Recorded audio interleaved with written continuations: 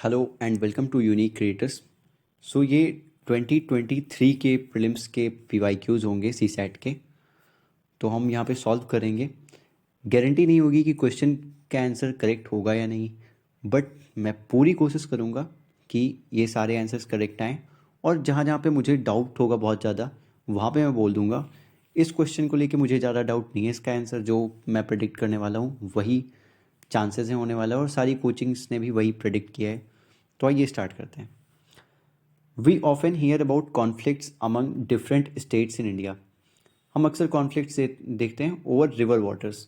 Different states के बीच में रिवर वाटर्स को लेके कॉन्फ्लिक्ट होती है, उस पे है ये। Okay, of the 20 major river systems, 20 major river systems जो हैं 14 आर ऑलरेडी वाटर स्ट्रेस्ड। उसमें से 14 जो हैं वाटर स्ट्रेस्ड हैं। वाटर की कैपेसिटी उतनी कैपेबिलिटी है नहीं कि लोगों की डिमांड्स को मीट कर सकें। ओके, वाटर स्ट्रेस्ड है। 75% of the population lives in water stressed regions. 75% population water stressed region में है। अ थर्ड ऑफ होम, जिसमें का वन थर्ड पार्ट जो है live in water scarce areas, वो वाटर स्कार्स एरियाज में रहते हैं। Okay, climate change means other जो बचते हैं 67% वो वाटर स्कार्स एरियाज में नहीं है। Okay, but 75% water stressed region में ज़रूर हैं। Climate change, the demands of rising population and the need for agriculture to keep pace and increased rate of urbanization and industrialization will exacerbate water stress। ये जो भी चीज़ दी हुई हैं, climate change हो गया, the demands of rising population जो है, agriculture की नीड है पेस पकड़ने के लिए, अर्बनाइजेशन हो रहा है, इंडस्ट्रियलाइजेशन हो रहा है, इस सबको किसकी नीड है? वाटर की नीड है। और ये सब क्या करेंगे? ये वाटर स्ट्रेस को और बढ़ावा देंगे। इनकी वजह से वाटर स्ट्रेस और ज़्यादा बढ़ता जाएगा। ओके, क्योंकि वाटर की नीड सभी को होगी, ये बताया है। सो मेनली अभी तक वाटर स्ट्रेस पे ये पैसेज फोकस कर रहा है। ओके, तो आपको ये ध्यान रखना है कि किस थीम पे फोकस करते हैं ये, उसी से रिलेटेड आंसर भी आता है लास्ट में। ओके, देखेंगे हम। According to the constitution of India, constitution of India के according water is a state subject, water state subject है। Okay, and not that of union, union का नहीं है, except for regulation of inter state rivers. जब भी regulation of inter state rivers आती है, article 262 आप जानते होंगे।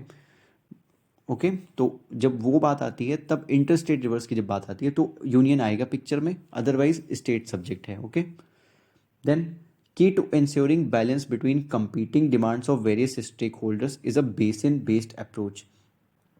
की to ensuring balance between, balance अगर हमें प्रोवाइड करना है between competing demands of stakeholders, जो भी लोग वाटर की नीड में हैं, तो उसके लिए एक अप्रोच है basin based approach to allocate water, water को एलोकेट करने के लिए, देने के लिए amongst constituent regions and states, regions और स्टेट को देने के लिए एक बेसिन बेस्ड अप्रोच बताई गई है यहाँ पे। Okay, allocating fair share of water to them requires assessment based on objective criteria. अगर उन्हें फेयर शेयर ऑफ वाटर जो उन्हें मिलना रियल में चाहिए, अगर वो हमें देना है फेयर शेयर ऑफ वाटर, क्या चाहिए उसके लिए? असेसमेंट चाहिए बेस्ड ऑन ऑब्जेक्टिव क्राइटेरिया, एक ऑब्जेक्टिव क्राइटेरिया पे assessment, such as specificities of river basin, river basin हमें स्पेसिफाई करनी होगी।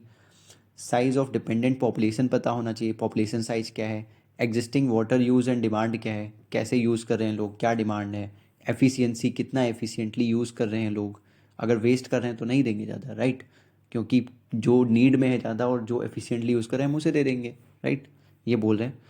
प्रोजेक्टेड फ्यूचर यूज़ क्या होगा उसका, and etcetera, while ensuring the environmental needs of the reverse and aquifers. और ये भी इंश्योर करेंगे कि इन्वायरमेंटल नीड्स क्या है रिवर्स एंड एक्विफर्स की। ऐसा नहीं कि पानी निकाल के दे दिया रिवर सूख गई, ऐसा नहीं होना चाहिए। ओके, तो आइए क्वेश्चन आंसर देखते हैं। सो ये रहा हमारा क्वेश्चन। क्वेश्चन बिल्कुल ही डिफरेंट है।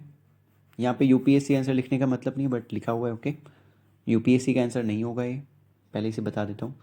विच one of the following statements best reflects the most rational, practical and immediate action required to ensure fair and equitable allocation of water to different stake holders.